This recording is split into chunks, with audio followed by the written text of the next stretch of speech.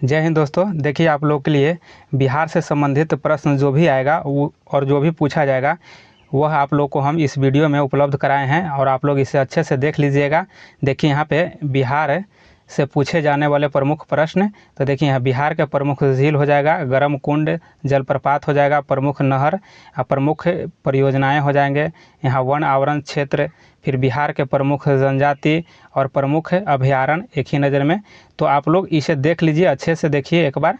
और यह जो देखिए पोस्ट है आप लोग को 21,391, इसको आप लोग अच्छे से दिमाग में बैठा लीजिए कि इसमें एक सीट आपका है और इसी सोच के साथ आप लोग तैयारी कीजिए।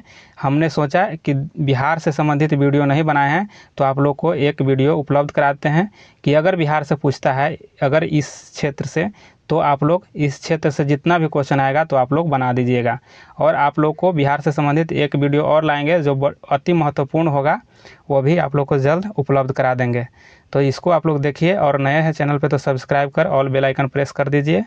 चलिए स्टार्ट करते हैं। इसका देखिए क्वेश्चन देख लीजिए एक नज़र में यहाँ पे कि बिहार की प्रमुख झील है, यानी कि प्रमुख झील के बारे में पूछा। देखिए अनुपम झील जो है आपको कई बार पूछा भी गया एग्जाम में कि अनुपम झील कहाँ है, तो आपको कैमूर में है। कांवर झील देखिए यहाँ बेगूसराय में है। कुशेश्वर झील दरभंगा में है। और घोघा झील यह इसको गोगा बिल कहा जाता है, गोगा बिल यही पूछा जाता है मेन। तो यहाँ गोगा बिल आपको कटिहार में हो जाएगा। और सिमरी बख्तियारपुर झील जो है आपको सहरसा में, और बरेला जो हो गया आपको वैशाली में है। देखिए डबल स्टार लगा हुआ, इसका मतलब ये हो गया कि राष्ट्रीय आर्द्रभूमि संरक्षण कार्यक्रम के अंतर्गत संरक्षित है। और कांवर झील बिहार का पहला रामसर स्थल है। रामसर साइड में इसको मतलब कि सबसे पहले शामिल किया गया है, तो ये आपको कांवर झील को किया गया है। और देखिए आर्द्रभूमि दिवस कब मनाया जाता है, तो 2 फरवरी को मनाया जाता है, 2 फरवरी को, याद रखिएगा। चलिए आगे देख लेते हैं। यहाँ आगे देखिए, अब देखिए यहाँ पे कि बिहार में गर्म जल कुंड के बारे में पूछा जा रहा है। तो यहाँ देख लेते हैं गर्म जल कुंड। तो सूर्य कुंड जो है आपको राजगीर में हो जाएगा। सप्तधारा राजगीर में। ब्रह्मा कुंड जो है आपको राजगीर में। और देखिए गोमुख कुंड राजगीर में। और नानक कुंड यह भी राजगीर में है। और देखिए यहाँ ऋषि, और यहाँ जन्म कुंड, और यहाँ देखिए रामेश्वर, सीता लक्ष्मण और भारारी कुंड, और यहाँ पंचतर कुंड जो है आपको मुंगेर में। और श्रृंगार ऋषि कुंड। देखिए एक तरह से आप थोड़ा सा इसमें लॉजिक लगा सकते हैं कि देखिए यहाँ रामायण और महाभारत से ज़्यादा संबंधित व्यक्ति इसमें देखने को मिल रहे हैं। जैसे देखिए यहाँ राम हो गए हैं, यहाँ सीता हो गए, यहाँ लक्ष्मण हो गए। और यहाँ पे देख लीजिए ऋषि कुंड यानी ऋषि कुंड हो गया, जन्म कुंड। और यहाँ पे और देख लीजिए यहाँ पे श्रृंगार ऋषि है, यह ऋषि मुनि और राम लक्ष्मण ये सब अधिकतर इसमें देखने को मिल रहा है। तो अगर ऐसा लगे आपको वहाँ क्वेश्चन आप लोग को, तो कन्फ्यूज होना नहीं है। यह सब क्वेश्चन ऐसे मतलब कि एक लॉजिक लगा के याद भी कर सकते हैं आप लोग। तो आगे यहाँ पे देख लेते हैं। और देखिए यहाँ पे भीम बांध है। भीम बांध जो है यह भी आपको मुंगेर में है। तो देखिए भीम जी भी आपको एक यहाँ पे महाभारत से संबंधित एक पात्र था, मतलब कि एक कैरेक्टर निभा रहे थे। और यहाँ पे देखिए स्टार लगा हुआ है, तो यह एक बिहार में स्थित सर्वाधिक गर्म जल कुंड है। तो कौन है, तो यहाँ पे जो ब्रह्म कुंड जो है ना, ब्रह्मा कुंड, यह जो ब्रह्म कुंड आपको सबसे ज़्यादा गर्म कुंड है। चलिए आगे देख लेते हैं। बिहार के जलप्रपात देख लीजिए। बिहार का जलप्रपात यहाँ हो जाएगा ककोलत जलप्रपात नवादा में है। और देवरारी जलप्रपात जो है आपको रोहतास में है। और ये कई बार पूछा गया है एग्जाम में ककोलत जलप्रपात के बारे में। चलिए आगे देखते हैं। धुआं कुंड एवं मांझर कुंड जलप्रपात जो है आपको रोहतास में है। फिर यहाँ है खुआरे दाह जलप्रपात रोहतास में है। फिर यहाँ देखिए कि करकटगढ़ जलप्रपात कैमूर में। और तेलहर कुंड जो है आपको जलप्रपात यह कैमूर में है। जी आर खंड जलप्रपात भोजपुर। और ओखरीन कुंड जो है जलप्रपात या रोहतास में। ये सब कम पूछा जाता है, लेकिन फिर भी एक नज़र देख लीजिए। आपको दुर्गावती जो हो गया आपको रोहतास में। शुआरा जलप्रपात हो गया रोहतास में। और राकिम कुंड यहाँ जलप्रपात रोहतास में हो गया। ये सब कम पूछा जाता है, लेकिन फिर भी आप लोग एक नज़र देख लीजिए आप लोग। चलिए यहाँ पे देख लेते हैं। यहाँ देखिए, अब यहाँ पे बिहार के प्रमुख नहरें हैं, तो ये भी एक नज़र में देख लीजिए आप लोग। यहाँ देख लीजिए कि पूर्वी सोन नहर निकलता है, जो पूर्वी सोन नहर से निकलती है, और यहाँ पे देख लीजिए सोन नदी से। और यहाँ देख लीजिए पश्चिमी सोन नहर जो है भी आपको सोने नदी से निकलती है। त्रिवेणी पूछा जाता है, कई बार पूछा गया त्रिवेणी नहर किस नदी से इसका जल आता है, तो यहाँ पे गंडक नदी से आता है। और यहाँ देखिए पूर्वी कोसी, तो कोसी से हो गया, पश्चिमी कोसी से हो गया, तो ये सब कम पूछता है, लेकिन वो त्रिवेणी सबसे ज़्यादा पूछता है। फिर एक बार देख लीजिए यहाँ तिरहुत नहर जो है आपको गंडक से ही जल आता है। और यहाँ तिरूर नहर एवं ढाका नहर, यह भी गंडक से ही जल आता है। यहाँ पे देख लीजिए बाकी है, जैसे सकरी नहर, ये सक्रिय नदी पर से आती है। और यहाँ राजपुर नहर है आपको हनुमान नगर जलाशय के पूर्वी किनारे से है। फिर यहाँ कमला है, तो कमला आपको कमला नदी से ही आती है। चलिए आगे देख लेते हैं। यहाँ पे देखिए कि बिहार के बहुउद्देशीय नदी घाटी परियोजना है, तो इसमें कौन कौन हो जाएगा। तो देखिए सोन, सबसे पहले आपको सोन पूछा जाता है कि बिहार की कौन सी बहुउद्देशीय नदी घाटी परियोजना है, तो सोन हो जाएगा, कोसी हो जाएगा और गंडक परियोजना हो जाएगा।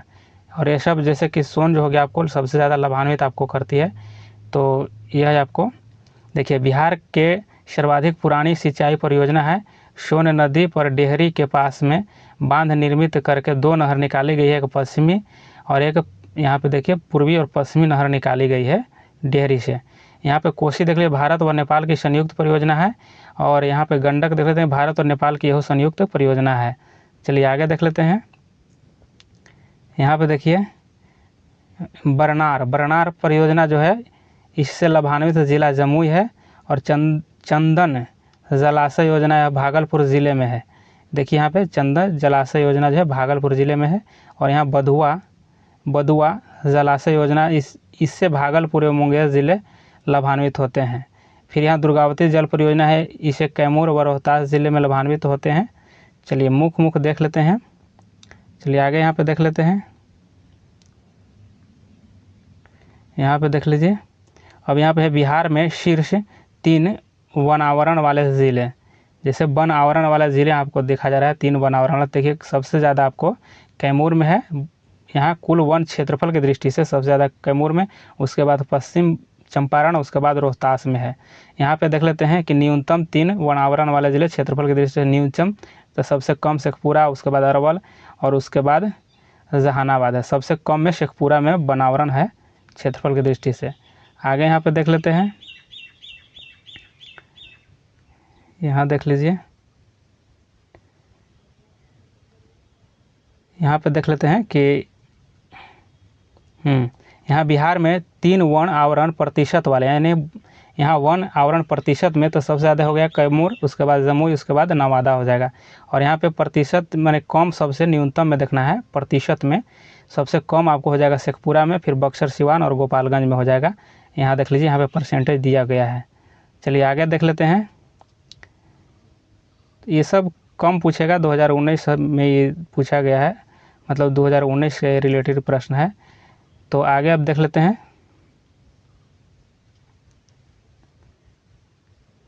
यहाँ देख लीजिए वाल्मीकि जो है, वाल्मीकि नेशनल पार्क जो आपको पश्चिम चंपारण में, संजय गांधी आपको राष्ट्रीय जैविक उद्यान जो है आपको पटना में है। और भीम बांध देखिए वन्य जीव अभ्यारण्य मुंगेर में है। कैमूर वन जीव अभ्यारण्य कैमूर में, राजगीर वन्य जीव अभ्यारण्य नालंदा में। और देखिए यहाँ पे है नागी डैम पक्षी अभ्यारण्य आपको जमुई में। और यहाँ पे देख लेते हैं नागी नकटी जो है, यहाँ पे नकटी डैम, ये भी जमुई में है। कलरवा महोत्सव हुआ था यहाँ आपको जमुई में, यही नागी नकटी डैम में ही कलरवा महोत्सव हुआ था। यहाँ देख लीजिए उदयपुर वन जीव अभ्यारण्य आपको पश्चिम चंपारण में होगा, या वाल्मीकि वन जीव अभ्यारण्य पश्चिम चंपारण में, गौतम बुद्ध पश्चिम अभ्यारण्य जो होगा आपको यहाँ गया में हो जाएगा। और कांवर झील जो आपको हो जाएगा, यहाँ देख लीजिए कांवर, तो ये आपको कांवर झील पक्षी अभ्यारण्य बेगूसराय, विक्रमशिला गंगे डॉल्फिन अभ्यारण्य आपको भागलपुर, और बरेला सलीम अली जुबा साहनी वन्य जीव अभ्यारण्य आपको वैशाली में हो जाएगा, इसे याद रखिएगा। रजौली वन जीव अभ्यारण्य आपको नवादा में हो जाएगा। चिड़ियाघर सफारी, ये भी आपको नया बना है राजगीर में, चिड़िया सफारी, इसको याद रखिएगा। और यहाँ देख लीजिए नोट में लिखा हुआ है कि राजकीय वन प्रशिक्षण संस्थान गया में, और बिहार पृथ्वी दिवस 9 अगस्त, और डॉल्फिन रिसर्च सेंटर पटना में। आगे देख लेते हैं कि बिहार के प्रमुख ताप संयंत्र परियोजनाएं दिया गया है। तो बरौनी में देखिए ताप केंद्र जो है यह बेगूसराय में स्थित है, और यह 720 मेगावाट बिजली उत्पन्न करता है। यहाँ देखिए कांटी जो हो गया बिजली उत्पादन निगम लिमिटेड, ये मुजफ्फरपुर में हो गया। कांटी पूछेगा तो कहलगांव देख लीजिए, ये आपको भागलपुर में है। और नवीनगर ये आपको औरंगाबाद में। बक्सर विद्युत परियोजना निर्माणाधीन है। यह बाढ़ देखिए विद्युत परियोजना है भी निर्माण चल रहा है उसमें। स्थित केंद्रीय सार्वजनिक औद्योगिक इकाई है तो यहाँ देखिए भारत वैगन एवं इंजीनियरिंग कंपनी लिमिटेड मोकामा में है। और यहाँ पे देखते हैं इंडियन ऑयल कॉरपोरेशन लिमिटेड एवं fertilizer corporation of India limited आपको बरौनी में है। रेल पहिया कारखाना यहाँ बेला छपरा में। और यहाँ गैरेज रिपेयरिंग रेल वर्कशॉप हो जाएगा हरनौत नालंदा में। आगे यहाँ पे देख लेते हैं, देखिए कि रेलवे विद्युत इंजन कारखाना आपको मधेपुरा में यह निर्माण हो रहा है। और यहाँ से रेल का इंजन बनेगा। और यहाँ देख लीजिए डीजल एवं इलेक्ट्रॉनिक इंजन कारखाना, यह भी मरौरा छपरा में है। नेशनल जूट मैन्युफैक्चरिंग ये मिल जो है आपको कटिहार में है। और बाटा इंडियन लिमिटेड आपको मोकामा में। और Bihar state scooter limited Fatuha Patna में यह बन रहा है। चलिए आगे देख लेते हैं। यहाँ पे देख लेते हैं कि बिहार के प्रमुख जनजाति। तो बिहार के प्रमुख जनजाति देख लीजिए कि गोंड जो कोई छपरा चंपारण रोहतास में मिलेगा। और उरांव जो आपको भोजपुर अरवल में। और मुंडा बक्सर और रोहतास में। संथाल बांका पूर्णिया भागलपुर और सहरसा में। और खरवार जो आपको है यहाँ रोहतासगढ़ भागलपुर क्षेत्र में आपको मिलेगा। यह प्रमुख जनजाति हैं। चलिए एक छोटा सा वीडियो हमने सोचा कि आप लोग को यह उपलब्ध करा देते हैं। और इससे क्वेश्चन आएगा तो आप लोग इससे जाने नहीं दीजिएगा। सभी क्वेश्चन अगर इससे पूछेगा तो आप लोग बना दीजिएगा। धन्यवाद।